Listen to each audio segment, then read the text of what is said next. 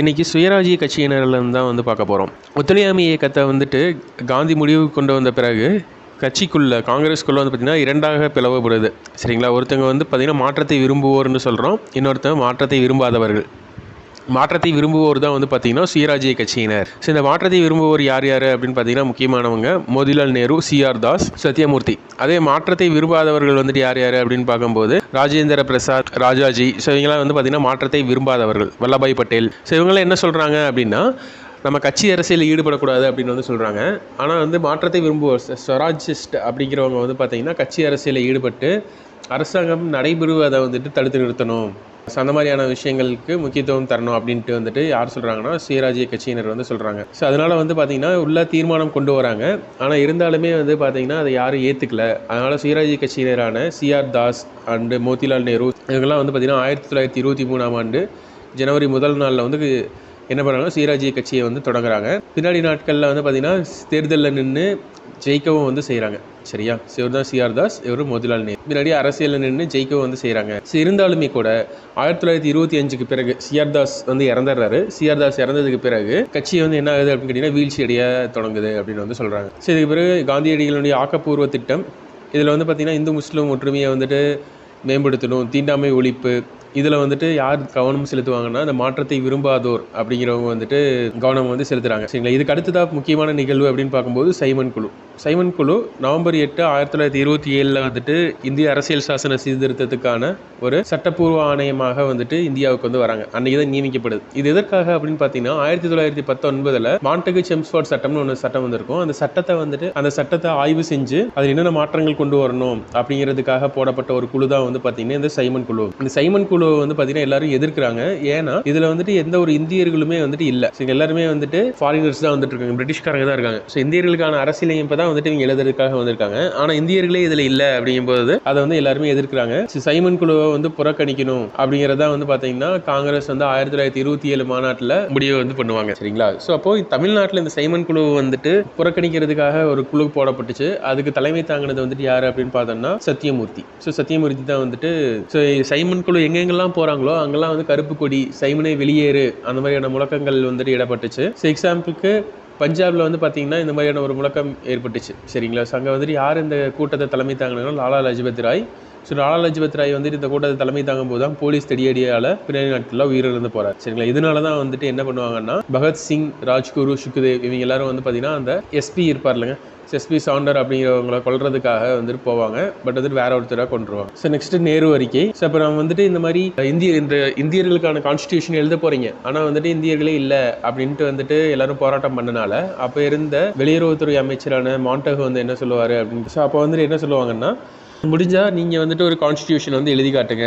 சரிங்களா? ஸோ முடிஞ்சால் நீங்கள் ஒரு கான்ஸ்டியூஷனை எழுதி காட்டுங்க. அந்த கான்ஸ்டியூஷன் எல்லாத்தினாலையும் ஏற்றுக்கொள்ளக்கூடியதாக இருக்கணும் அப்படின்ட்டு என்ன பண்ணுறாருன்னா ஒரு சவால் விடுறார். சரி, இந்த சவாலை ஏற்றுக்கிட்டு மோதிலால் நேரு தலைமையில் ஒரு கூட்டம் ஃபார்ம் ஆகுது. அது கீழே பார்த்தீங்கன்னா கான்ஸ்டியூஷன் எல்லாரும் சேர்ந்து எழுதுறாங்க. அந்த அறிக்கையை தான் பார்த்தீங்கன்னா நேரு அறிக்கை அப்படின்னு சொல்லுவாங்க. இந்த நேரு அறிக்கையில் என்ன சொல்லப்பட்டுச்சு அப்படின்னா, இந்தியாவுக்கு தன்னாட்சி அந்தஸ்து கொடுக்கணும், அதாவது டொமினியன் தகுதி அப்படிங்கிறத கொடுக்கணும் அப்படின்னு சொல்கிறாங்க. ரெண்டாவது, மத்திய சட்டப்பேரவை மற்றும் மாகாண சட்டப்பேரவை ரெண்டுக்கும் பார்த்தீங்கன்னா கூட்டு மற்றும் கலவையான வாக்காளர் தொகுதிகளுடன் தேர்தல் நடைபெறது. அதாவது செப்பரேட் எலக்டரேட் இருக்குல்ல, ஸோ செப்பரேட் எலக்டரேட்டும் இருக்கணும் அப்படின்னு தான் சொல்கிறாங்க. அதை எடுக்கக்கூடாது அப்படின்னு சொல்கிறாங்க. முஸ்லீம்களுக்கு இடஒதுக்கீடு, அதாவது செப்பரேட் தனி தொகுதிகள் கொடுக்கணும் அப்படின்னு சொல்கிறாங்க. சரி, இந்த அனைத்து கட்சி கூட்டத்தில் முகமது அலி ஜின்னா 1/3 தொகுதிகள் முஸ்லீம்களுக்கு தர வேண்டும் அப்படின்னு கேட்டிருப்பாரு. பட் அதை கொடுத்துருக்க மாட்டாங்க. அதனால் பிறகு ஜன்னா என்ன பண்ணுவார்னா 14 அம்ச திட்டம் அப்படின்ட்டு பார்த்தீங்கன்னா ஒரு தீர்மானத்தை முன்மொழிஞ்சிருப்பாரு. அதுவுமே நிராகரிக்கப்பட்டிருக்கும். இதுக்கு பிறகு தான் பார்த்தீங்கன்னா முஸ்லீம்களுக்கு தனிநாடு வேணும் அப்படிங்கிறத வலியுறுத்த ஜின்னா ஆரம்பிச்சிருப்பாரு. சரிங்களா? ஸோ நெக்ஸ்ட், முழுமையான சுயராஜ்யத்துக்கான போராட்டம் மற்றும் சட்ட மறுப்பு இயக்கம் தொடக்கம். 1929 பூர்ண சுயராஜ்யம் அப்படின்ட்டு ஒரு கூட்டம் நடந்திருக்கும். பூர்ண ஸ்வராஜ் கூட்டம் அப்படின்னு சொல்லுவாங்க. அந்த கூட்டத்தினுடைய முடிவில் என்ன பண்ணுறாங்க, இந்தியாவுக்கு சுதந்திரம் கிடைச்சது, ஜனவரி 26 தான் சுதந்திரம் நாள் அப்படின்ட்டு அதை கொண்டாடவும் செஞ்சுருப்பாங்க. காந்தி கிட்ட பொறுப்பு ஒப்படைக்க செஞ்சிருக்கும். என்ன சட்ட மறுப்பு இயக்கத்தை தொடங்குறதுக்கான பொறுப்பு ஒப்படைக்கப்பட்டிருக்கும். ஸோ அதனால் காந்தி என்ன பண்ணினா ஜனவரி 31 வரைக்கும் ஒரு அல்டிமேட்டை கொடுத்துருப்பார், டெட்லைன். இதுக்குள்ளே நீங்கள் வந்துட்டு என்ன பண்ணணும்னா நாங்கள் கேட்கக்கூடிய விஷயங்களுக்கு ஒத்துழைக்கணும், இல்லைனா வந்து நாங்கள் சட்ட மறுப்பு இயக்கத்தை ஆரம்பிப்போம் அப்படின்ட்டு வந்துட்டு காந்திக்கு வந்துட்டு சொல்லப்படுது. ஸோ 1929 டிசம்பர் மாதம் லாகூரில் ஜவஹர்லால் நேரு தலைமையில் வந்து காங்கிரஸ் கூட்டம் நடந்துச்சு. அதில் வந்துட்டு ஜனவரி 26, 1930 வந்துட்டு சுதந்திர நாளாக அறிவிச்சிருப்பாங்க. அதுக்கு பிறகு காந்தி கிட்ட பொறுப்பு ஒப்படைக்கப்பட்டிருக்கும். காந்தி வந்து பார்த்திங்கன்னா ஒரு ஜனவரி 31 வரைக்கும் வந்து பார்த்திங்கன்னா ஒரு காலக்கெடு கொடுத்து அதுக்கு பிறகு சட்ட மறுப்பு இயக்கத்தை ஸ்டார்ட் பண்ணுறாரு. ஸோ சட்ட மறுப்பு இயக்கத்தில் வந்து என்னெல்லாம் பண்ணுறாங்க அப்படின்னு பார்த்தீங்கன்னா இந்த மாதிரியான விஷயங்கள்: ராணுவம் மற்றும் ஆட்சி பணியில் இருக்கக்கூடிய செலவுகளை 50% குறைப்பது, முழுமையான புறக்கணிப்பை அறிமுகம் செய்வது, அனைத்து அரசியல் கைதிகளையும் விடுதலை செய்வது, நில வருவாயை 50% குறைப்பது, உப்பு வரியை ரத்து செய்வது, கோரிக்கையெல்லாம் வச்சிருப்பாரு. ஆனால் இதை வந்து யார் ஏற்றுக்க மாட்டாங்கன்னா பிரிட்டிஷ் அரசாங்கம் ஏற்றுக்க மாட்டாங்க. அதனால் காந்தியடிகள் 1930 மார்ச் மாதம் 12ஆம் நாள் 78 பேர்களோட வந்து என்ன பண்ணுவாருன்னா சபர்மதி ஆசிரமத்திலிருந்து தொடங்கி தண்டி வரைக்கும் ஒரு யாத்திரையாக போய் அங்கே என்ன பண்ணுறாருன்னா உப்பு சட்டத்தை வந்து மீறார். மொத்தம் 24 நாட்கள் 241 மைல் வந்துட்டு நடந்ததாக சொல்கிறாங்க. 1930 ஏப்ரல் 5ஆம் நாள் வந்து பார்த்திங்கன்னா தண்டி கரைக்கு வந்து போவார்.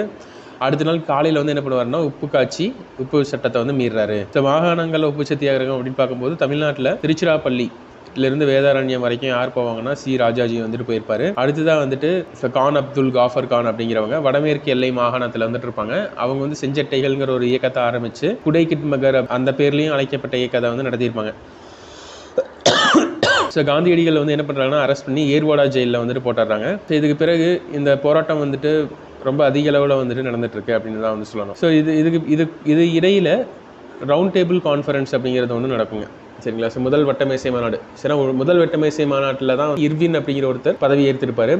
அவர் வந்துட்டு என்ன சொல்லுவார் அப்படின்னா சைமன் குழுவினுடைய அறிக்கையின்படி ஒரு மீட்டிங் வந்து நடக்கும், வட்டமேசை மாநாடு நடக்கும். ஸோ அதன் பிறகு இந்தியாவுக்கான சட்டங்கள் கொண்டு வரப்படும் அப்படிங்கிறது தான் வந்து பார்த்திங்கன்னா இர்வின் வந்து சொல்லியிருப்பார். அதற்காக தான் வந்து பார்த்திங்கன்னா காந்தி ஒரு 11 பாயிண்ட்ஸ் கொண்ட அறிக்கையெல்லாம் வந்து விட்டுருப்பார். ஆனால் இர்வின் வந்து அதை ஏற்றுக்கவே இல்லை, பிரிட்டிஷ் அரசாங்கம் ஏற்றுக்கல. அதனால தான் வந்து பார்த்திங்கன்னா சட்ட மறுப்பு இயக்கத்தையே ஸ்டார்ட் பண்ணியிருப்பாங்க. ஸோ இதே நேரத்தில் வட்டமேசை மாநாடும் 1930 வந்துட்டு ஸ்டார்ட் ஆகிருக்கும். அதில் முதல் வட்டமேசை மாநாட்டில் யார் கலந்துக்கல அப்படின்னா காந்தி வந்து கலந்துக்கல. ஸோ அப்போ முதல் வட்டமேசை மாநாட்டில் கலந்துக்கலனால இர்வின் வந்து திரும்ப என்ன பண்ணுறாருன்னா காந்தியோடைய ஒரு மீட்டிங் வந்து போகிறாரு. ஸோ காந்தியோட ஒரு மீட்டிங் போட்டு அவங்க 2 பேரும் வந்து பேச்சுவார்த்தை நடத்துகிறாங்க. ஸோ அப்போ அது வந்து பார்த்திங்கன்னா காந்தி இர்வின் ஒப்பந்தம் அப்படின்ட்டு வந்துட்டு ஒரு ஒப்பந்தம் போடப்படுது. அந்த ஒப்பந்தத்தின்படி காந்தி வந்துட்டு என்ன பண்ணணும்னா சரிங்களா மார்ச் 5, 1931 தான் வந்து பார்த்திங்கன்னா இந்த ஒப்பந்தம் வந்து போடப்பட்டிருக்கும். இந்த ஒப்பந்தத்தின்படி வன்முறையில் ஈடுபடாத அனைத்து அரசியல் கைதிகளையும் உடனடியாக விடுதலை செய்வது, கைப்பற்றப்பட்ட நிலத்தை திருப்பி தருவது, பதவி விலகிய அரசு ஊழியர்கள் விஷயத்தில் நீக்குப்போக்காக நடந்து கொள்வது, இதெல்லாம் வந்து பார்த்திங்கன்னா ஆங்கிலேய அரசு ஏற்றுக்கொண்டது. எதை ஏற்றுக்க மாட்டாங்கன்னா பகத்சிங்கை வந்து விடுதலை பண்ண சொல்லி கேட்டிருப்பாங்க. ஆனால் பகத்சிங்கை விடுதலை பண்ணுறதுக்கு ஒத்துக்க மாட்டாங்க. ஸோ இதுக்கு வந்துட்டு காந்தி வந்து என்ன சொல்லியிருப்பாருன்னா நாங்கள் இதில் வட்டமேசை மாநாட்டு 2வது வட்டமேசை மாநாட்டில் கலந்துக்கிறோம் அப்படின்னு சொல்லிட்டு ஒப்புக்கொள்வார். அதே போல் 1931ஆம் ஆண்டு 2ஆம் வட்டமேசை மாநாட்டிலையுமே கலந்துக்குவாங்க. ஆனால் இருந்தாலுமே அங்கே போயிட்டு அவர் ஏமாற்றத்தோடு தான் திரும்பி வராரு. திரும்பி வந்து 1932 ஸோ சட்ட மறுப்பு இயக்கத்தை ஸ்டார்ட் பண்ணி அதான் சட்ட மறுப்பு இயக்கத்திற்கு புத்துயிர் விட்டல். ஸோ கொஞ்ச நாள் இந்த இயக்கமும் நடக்கும். அதுக்கு பிறகு பின்னாடி நாட்களில் அப்படியே கொஞ்சம் கொஞ்சமாக வந்துட்டு இந்த இயக்கமும் வந்து வலுவிழந்தது. அப்புறம் 3வது வட்டமேசை மாநாடு 1932 வந்து நடக்கும். ஸோ இதுக்கு பிறகு தான் வந்து பார்த்திங்கன்னா ஒரு ஒயிட் பேப்பர் அப்படிங்கிற வெள்ளை அறிக்கை அப்படின்னு ஒன்று வந்து வெளியிட்டிருப்பாங்க. அதற்கு பிறகு 1935 அது சட்டமாக வந்திருக்கும். ஸோ இதுக்கு இடையில் முதல் வட்டமேசை நம்ம முடிஞ்சிருந்தீமே வந்து 1932 ஆகஸ்ட் மாதம் வந்து என்ன பண்ணுறாங்கன்னா வகுப்பு வாரி இடஒதுக்கீடு அப்படிங்கிறத ராம்சே மெக்டொனால்டு வந்து அறிவிக்கிறாங்க. சரிங்களா? முஸ்லீம், சீக்கியர்கள், இந்திய கிறிஸ்துவர்கள், ஆங்கிலோ இந்தியர்களுக்கு, பெண்கள் மற்றும் ஒடுக்கப்பட்ட மக்களுக்கு அதாவது தனி தொகுதிகள் அப்படின்னு ஒன்று பார்த்தோம் இல்லைங்க. ஸோ தனி தொகுதிகள் அப்படிங்கிறத வந்து பார்த்திங்கன்னா ஹரிஜன மக்களுக்கும் வந்து கொடுக்கணும் அப்படிங்கிறத வந்து பார்த்திங்கன்னா இந்த வகுப்பு வாரி இடஒதுக்கீடு. ஆனால் வந்துட்டு இது யாருக்கு பிடிக்கல அப்படின்னா காந்தியடிகளுக்கு பிடிக்கல. ஸோ அதனால் காந்தியடிகள் ஏர்வாடா ஜெயிலில் வந்து உண்ணாவிரதம் இருக்க ஆரம்பிச்சிருவார். ஸோ இதனால் அம்பேத்கர் அண்டு MC ராஜா இவங்கெல்லாம் வந்து பார்த்திங்கன்னா என்ன பண்ணுவாங்கன்னா காந்தியோட பேச்சுவார்த்தை நடத்தி ஒரு ஒப்பந்தம் வந்து போடப்படும். அதை பூனா ஒப்பந்தம். ஸோ தனி தொகுதிகளுக்கு பதிலாக ரிசர்வ்டு தொகுதிகள் வந்துட்டு அவங்களுக்கு கொடுக்கப்பட்டுச்சு. ஸோ மொத்தம் தனி தொகுதிகள் 71 தனி தொகுதிகள் கொடுத்துருப்பாங்க. அதுக்கு பதிலாக காந்தி என்ன சொல்லியிருப்பாங்க, நாங்கள் 148 ரிசர்வ்டு தொகுதியாக வந்து வழங்குறோம் அப்படின்னு வந்து சொல்லியிருப்பாங்க. அதுக்கு பிறகு தீண்டாமைக்கு எதிராக பிரச்சாரமும் வந்து யார் பண்ண ஆரம்பிச்சிருப்பாங்க அப்படின்னா காந்தியடிகள். ஹரிஜன சேவாக் சங்கம் அப்படின்னு ஒரு சங்கத்தை ஆரம்பித்து ஹரிஜன மக்களுக்காக வந்துட்டு பார்த்திங்கன்னா தீண்டாமைக்கு எதிரான பிரச்சாரங்கள்னு வந்துட்டு அவர் செஞ்சிருப்பார். இந்த பிரச்சாரத்தினுடைய முக்கியமான பகுதி வந்து என்னென்னா 1933 ஜனவரி 8ஆம் நாள் கோவில் நுழைவு நாள் என அனுசரிக்கப்படுவது தான் வந்து பார்த்திங்கன்னா இதோட முக்கியமான பகுதி. சரிங்களா? ஹரிஜன் அப்படின்னு சொல்லக்கூடிய ஒரு பேப்பரும் வந்துட்டு அவர் நடத்தியிருப்பார். சரி, ஸோ சோஷியலிசம் அல்லது சம தர்மவாத இயக்கங்களின் தொடக்கங்கள். 1917 ரஷ்யா புரட்சியில் வந்துட்டு ஈர்க்கப்பட்ட பொது உடைமை கம்யூனிஸ்ட் தத்துவங்கள் பல நாட்களில் எங்கேயும் பரவுது அப்படின்னு கேட்டிங்கன்னா இந்தியாவுக்கும் வந்து பரவுது. ஸோ 1920 அக்டோபர் மாதத்தில் வந்து பார்த்தீங்கன்னா உஸ்பெகிஸ்தானில் இருக்கக்கூடிய தாஸ்கண்டில் இருக்கிற இடத்துல எம்என் ராய், அபானி முகர்ஜி, எம்பிடி ஆச்சாரியா இவங்கெல்லாம் சேர்ந்து என்ன பண்ணுறாங்கன்னா கம்யூனிஸ்ட் கட்சியை வந்து தொடங்குறாங்க. ஆனால் பின்னாடி நாட்களில் 1925 தான் இந்தியாவில் இது தொடங்கப்படுது. எம்என் ராய், எஸ்ஏ டாங்கே, முசாஃபர் அகமது, சிங்காரவேலர் அவங்களுடைய தலைமையில் 1924 கான்பூர் சதித்திட்ட வழக்கு விசாரிக்கப்படுகிறது. அதுக்கு பிறகு 1925 தான் வந்து பார்த்தீங்கன்னா அகில இந்திய பொது உடைமை மாநாடு நடந்து அங்கே வந்து கம்யூனிஸ்ட் கட்சி அப்படிங்கிறது தொடங்கப்படுது. இதனுடைய பலனாக தான் அகில இந்திய தொழிலாளர்கள் மற்றும் விவசாயிகள் கட்சி அப்படிங்கிறது 1928 நிறுவப்படுது. பொது உடைமை கட்சி இவங்களுடைய புரட்சிகர நடவடிக்கைகள் அப்படின்னு பார்க்கும்போது இப்போ இது நம்ம வந்து 1935 வரைக்கும் பார்த்துருக்கோம். இதுக்கு பிறகு புரட்சிகர நடவடிக்கைகள்ங்கிறது 1920 நடந்துட்டு இருந்திருக்கும் கொஞ்சம் கொஞ்சமாக. இப்போ அதை பற்றியும் பார்த்துடலாம். அதில் முக்கியமானதுன்னு பார்த்தீங்கன்னா பகத்சிங்கினுடையது 1924 HRA இந்துஸ்தான் குடியரசு ராணுவம் அப்படிங்கிறது கான்பூரில் வந்து உருவாக்கப்பட்டிருக்கும். இவங்க வந்து பார்த்தீங்கன்னா 1925 கக்கோரி அப்படின்னு சொல்லக்கூடிய ஒரு சதி வழக்கை வந்து பண்ணியிருப்பாங்க. என்னன்னா ரயில் வண்டியை வந்து நிறுத்தி கொள்ளையடிச்சிருப்பாங்க. அடுத்ததான் வந்து பார்த்தீங்கன்னா அந்த SP சாண்டர் அப்படிங்கிற ஒருத்தரை வந்து கொண்டிருப்பாங்க. இந்த மாதிரியான விஷயங்கள்லாம் பண்ணியிருப்பாங்க. பின்னாடி நாட்களில் இவங்க இந்த பொது உடைமை கருத்துக்களால் ஈர்க்கப்பட்டு பகத்சிங் வந்து HRA அப்படின்னு சொல்லக்கூடியதை HSRA அப்படின்னு மாற்றிருப்பார். ஹிந்துஸ்தான் சமதர்மவாத குடியரசு அமைப்பு அப்படின்னு வந்து அதோடைய பேர்லாம் வந்து மாற்றிருப்பாங்க. இதுக்கு பிறகு இடதுசாரி இயக்கங்கள் வந்து வளர்ச்சி அடைஞ்சிருக்கும். அதுக்கு பிறகு ரொம்ப இம்பார்ட்டண்ட்டானதுன்னு பார்த்தீங்கன்னா 1935 சட்டத்தின்படி எலெக்ஷன் 1937 எலெக்ஷன் நடந்திருக்கும். அந்த எலெக்ஷனில் காங்கிரஸ் வந்து நின்றுருப்பாங்க. காங்கிரஸ் வந்து நிறைய இடங்களில் ஜெயிக்கவும் வந்து செஞ்சுருப்பாங்க. சரிங்களா. ஆனால் பின்னாடி நாட்களில் என்ன ஆகும் அப்படின்னா செகண்ட் வேர்ல்டு வாரில் வந்துட்டு இந்தியா கலந்துக்க போகுது அப்படின்னு வந்து சொன்னியுமே காங்கிரஸ் அமைச்சர்கள்லாம் அதிலிருந்து வெளியேறாங்க. பதவி விலகல் எந்த நாளில் அப்படின்னு பார்த்தீங்கன்னா 1900 இவங்க வந்து பதவி விலகிறாங்க இரண்டாம் உலகப் போரின் போது. பிறகு இரண்டாம் உலகப் போரின் போது தேசிய இயக்கம் 1931 என்ன நடந்திருக்கும் அப்படிங்கிறது தான். 1939 பட்டாபி சீதாராமையா அப்படிங்கிறவங்க எலெக்ஷனில் நின்றுப்பார். அதே நேரத்தில் சுபாஷ் சந்திர போஸ் எலெக்ஷனில் நின்றுப்பார். ஆனால் பட்டாபி சீதாராமையாவுக்கு காந்தியடிகள் சப்போர்ட் பண்ணியிருப்பார். ஆனால் இருந்தாலுமே கூட யார் ஜெயிச்சிருப்பாங்கன்னா சுபாஷ் சந்திர போஸ் ஜெயிச்சிருவார். ஆனால் இருந்தாலுமே வந்து காங்கிரஸ்குள்ள நிறைய பிரச்சனைகள்னால சுபாஷ் சந்திர போஸ் அதிலேருந்து பதவியிலேருந்து ராஜினாமா பண்ணிடுவாங்க. அதற்கு பிறகு யார் வந்துட்டு தலைமை தாங்குவாங்க அப்படின்னு கேட்டிங்கன்னா சுபாஷ் சந்திர போஸ் ராஜேந்திர பிரசாத் தான் வந்துட்டு என்ன பண்ணுவார்னா தலைமை தாங்கிப்பார். சரிங்களா. இது வந்துட்டு உள்ள நடக்கக்கூடியது. இதுக்கு அடுத்ததான் தனிநபர் சத்தியாகிரகம். தனிநபர் சத்தியாகிரகம் 1940 வந்துட்டு நடந்திருக்கும். இது எதற்காக அப்படின்னு கேட்டிங்கன்னா பெரிய அளவில் பிரிட்டிஷ்க்கு வந்துட்டு ப்ரெஷர் வந்து கொடுக்கக்கூடாது. ஏன்னா உலகப்போர் நடந்துட்டு இருக்கு அப்படிங்கிற சூழ்நிலையினால பெரிய அளவில் ப்ரெஷரை வந்து கொடுக்கக்கூடாது அப்படிங்கிறதுக்காக தான் வந்து பார்த்தீங்கன்னா இண்டிவிஜுவல் சத்தியாகிரகம் அப்படிங்கிறத பண்ணியிருப்பாங்க. ஒவ்வொருத்தரும் தனித்தனியாக பண்ணுறது. அக்டோபர் 17, 1940 தான் வந்து பார்த்தீங்கன்னா தொடங்கியிருக்கும். முதல் சத்தியாகிரகி வினோபா பாவே. இரண்டாவது சத்தியாகிரகி யார் அப்படின்னா ஜவஹர்லால் நேரு. நெக்ஸ்ட்டு கிரிப்ஸ் தூதுக்குழு அப்படிங்கிறது முன்னாடியே ஆகஸ்ட் கொடைன்னு ஒன்று வந்திருக்கும். அந்த ஆகஸ்ட் கொடைக்கு எகெயின்ஸ்டாக தான் அந்த தனிநபர் சத்தியாகிரகமே வந்துட்டு பண்ணியிருப்பாங்க. இதுக்கு பிறகு கிரிப்ஸ் தூதுக்குழுலையும் வந்து பார்த்தீங்கன்னா நம்ம கேட்ட விஷயங்கள் கொடுக்கப்பட்டுச்சா அப்படிங்கிற சுதந்திரம்ங்கிறத பற்றி பேசினாங்களா அப்படின்னு கேட்டிங்கன்னா இல்லை. அதனாலேயே வந்து பார்த்தீங்கன்னா இதுக்கு எகெயின்ஸ்டாக வந்து என்ன பண்ணுறாங்க காந்தியடிகள் வெள்ளையனே வெளியேறு இயக்கத்தை ஸ்டார்ட் பண்ணுறாரு. சரிங்களா. 8 ஆகஸ்ட் 1942 வெள்ளையனே வெளியேறு இயக்கம் வந்து ஸ்டார்ட் ஆகுது. 9 ஆகஸ்ட்டில் வந்து பார்த்திங்கன்னா எல்லா தலைவர்களையுமே அரெஸ்ட் பண்ணுறாங்க.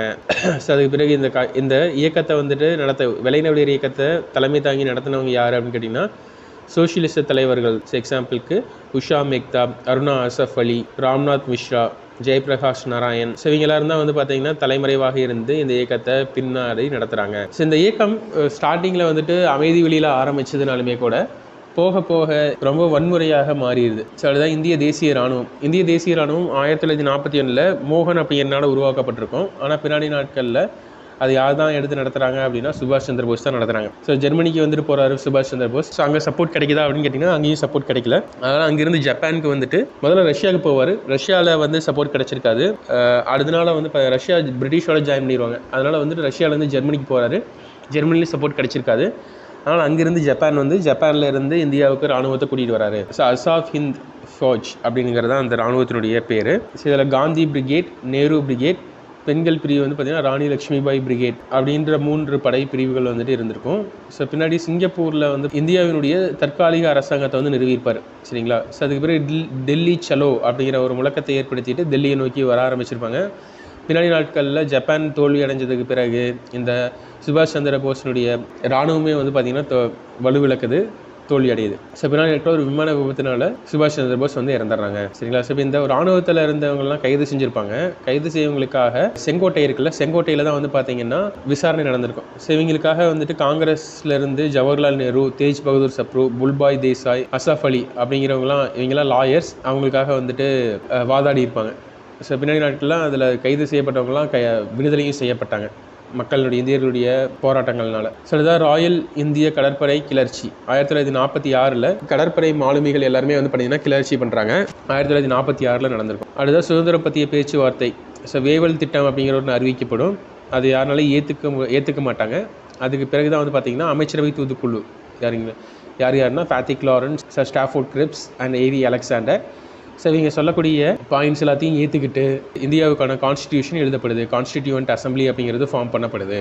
ஸோ லாஸ்ட்டில் நேரடி நடவடிக்கை நாள் அப்படிங்கிறது முஸ்லீம் வந்துட்டு என்ன பண்ணுறாங்கன்னா அழைப்பு விடுக்கிறாங்க. இப்போ அப்படின்னா ஆகஸ்ட் 16, 1946 இதான் நேரடி நடவடிக்கை நாள். ஸோ எதற்காக அப்படின்னா பாகிஸ்தான் அப்படிங்கிற நாடை உருவாக்கி தரணும் அப்படிங்கிறது தான். சரிங்களா? ஸோ அதுக்கு பிறகு தான் மவுண்ட் பேட்டன் வராங்க. மவுண்ட் பேட்டன் வந்து பார்த்துட்டு இந்த மாதிரி ப்ராப்ளம்ஸ்லாம் நிறையா இருக்கிறதுனால சரி தனியாக இவங்களுக்கு நாடு உருவாக்கி தந்துடலான்ட்டு பால்கனைசேஷன் பிளான் ஒன்று போட்டு இந்தியா அண்ட் பாகிஸ்தான் ரெண்டாக பிரித்து பின்னாடி நாட்களில் இந்தியா அப்படிங்கிற ஒரு நாடு, பாகிஸ்தான்கிற ஒரு நாடு சுதந்திரம் வந்து அளிக்கப்படுது. ஸோ ஜூலை 18, 1947 இந்திய சுதந்திர சட்டம் அப்படிங்கிறது கொண்டு வரப்பட்டிருக்கும். அதன் மூலமாக இந்தியாவுக்கு சுதந்திரம் கொடுக்கப்பட்டிருக்கு. அவ்வளோதான். ஸோ ஐஎன்எம் வந்துட்டு ரொம்ப வேகமாக ஃபுல்லாக பார்த்து முடிச்சிட்டோம்.